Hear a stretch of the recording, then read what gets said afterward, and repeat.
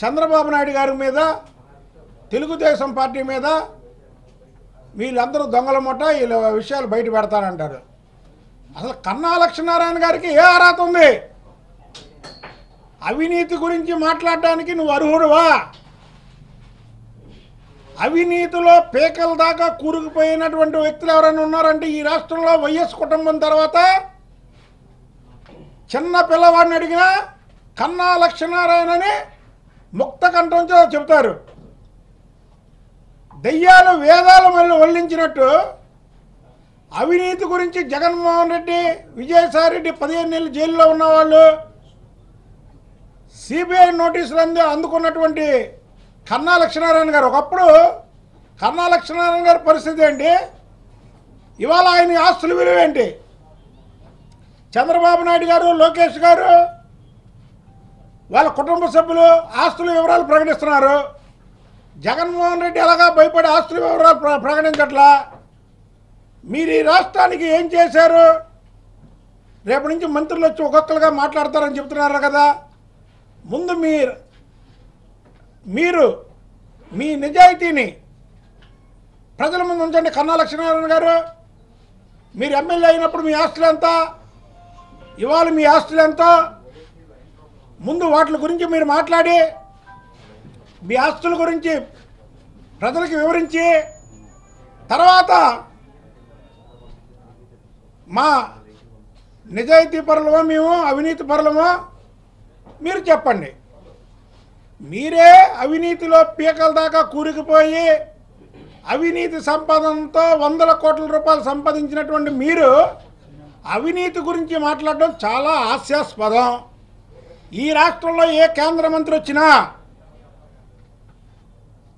వాళ్ళు ఇచ్చినటువంటి నిధులకి జవాబు చెప్పడానికి మేము రెడీగా ఉన్నాం. సాక్షాత్ ప్రధానమంత్రే కానీ ఈ రాష్ట్రంలోకి వస్తే ఇప్పటి వరకు దేశంలో ఎక్కడ ఏ ప్రధానమంత్రిని నిలదీనట్టు రాష్ట్రం మొత్తం కూడా ఆయన ఎక్కడికి వచ్చినా సరే ప్రధానమంత్రి ఏ ఏరియాకి వచ్చినా, విజయవాడ వచ్చినా, గుంటూరు వచ్చినా, రాజమండ్రి వచ్చినా, తెనాలి వచ్చినా, ఆంధ్రప్రదేశ్లో ఉన్నటువంటి 13 జిల్లాల్లో 13 మండలాల్లో కొండలతో స్వాగతం, మట్టి కొండలతో ఊరేగింపులు చేసి మట్టి కొండలన్నీ కూడా ఒకే చోట పగల కొడతాం. ఎందుకంటే దేశానికి ఒక సంకేతం ఇవ్వాలి. ఇవాళ దేశంలో ప్రధానమంత్రి పనికిరాడు, ఇలాంటి ప్రధానమంత్రి పనికిరాడు అని సంవత్సరం క్రితం ఎన్డీఏలోంచి బయటకు వచ్చినటువంటి మనగాడు చంద్రబాబు నాయుడు గారు. అది భారతదేశం మొత్తం కూడా ఒప్పుకుంది.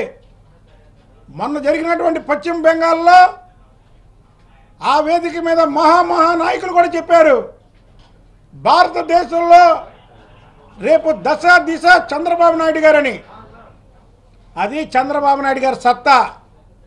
ఇంకా 100 రోజులు ఉంది. ఈ 100 రోజుల్లో కన్నా లక్ష్మీనారాయణ గారు బీజేపీ రాష్ట్ర పార్టీ అధ్యక్షుడిగా ఉంటారు, లేకపోతే బీజేపీలో ఉన్నటువంటి, ఇప్పటికే బీజేపీ ఖాళీ అయిపోయింది. కన్నా లక్ష్మీనారాయణ గారి తప్పకి ఆకుల సత్యనారాయణ గారు వెళ్ళిపోయారు. విష్ణుకుమార్ రాజు గారేమో ఎన్నికలు కూడా వచ్చిన తర్వాత ఏ పార్టీలో పోటీ చేస్తానని చెప్తాడు. దగ్గుబాటి పురంధేశ్వర్ గారు వాళ్ళ అబ్బాయి ఏమో వేరే పార్టీలో పోటీ చేస్తున్నాడు. అలాగే రామకోటయ్య గారేమో రాజీనామా చేశాడు. ఇంకొక ఆయన నాయకత్వాన్ని ప్రశ్నించేందుకు నువ్వు సరిగ్గా చేయట్లేదు బాబు అన్నందుకు కాకినాడలో ఒక అతన్ని సస్పెండ్ చేశారు. లాస్ట్కి మిగిలేది బీజేపీని కన్నా లక్ష్మీనారాయణ నాయకత్వంలో ఇక్కడ గుండు సున్నా మిగలబోతుంది. ఆఖరికి వాళ్ళ నాయకులు, కార్యకర్తలు కూడా అసహించుకునేలాగా బీజేపీ రాష్ట్ర పార్టీ అధ్యక్షుడు ఉన్నాడు.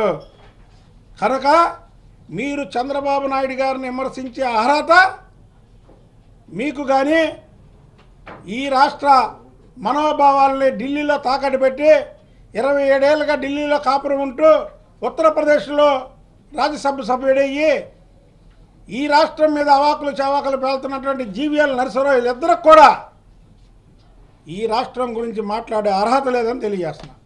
వార్తావాణి న్యూస్ ఛానల్ ఎప్పటికప్పుడు రాజకీయ, సినీ విశేషాలు, స్పోర్ట్స్ మరియు సాంకేతిక పరమైన మరెన్నో విషయాలను మన ముందుకు తెస్తుంది. మరింత సమాచారం కొరకు వార్తావాణి న్యూస్ ఛానల్ ని సబ్స్క్రైబ్ చేయండి.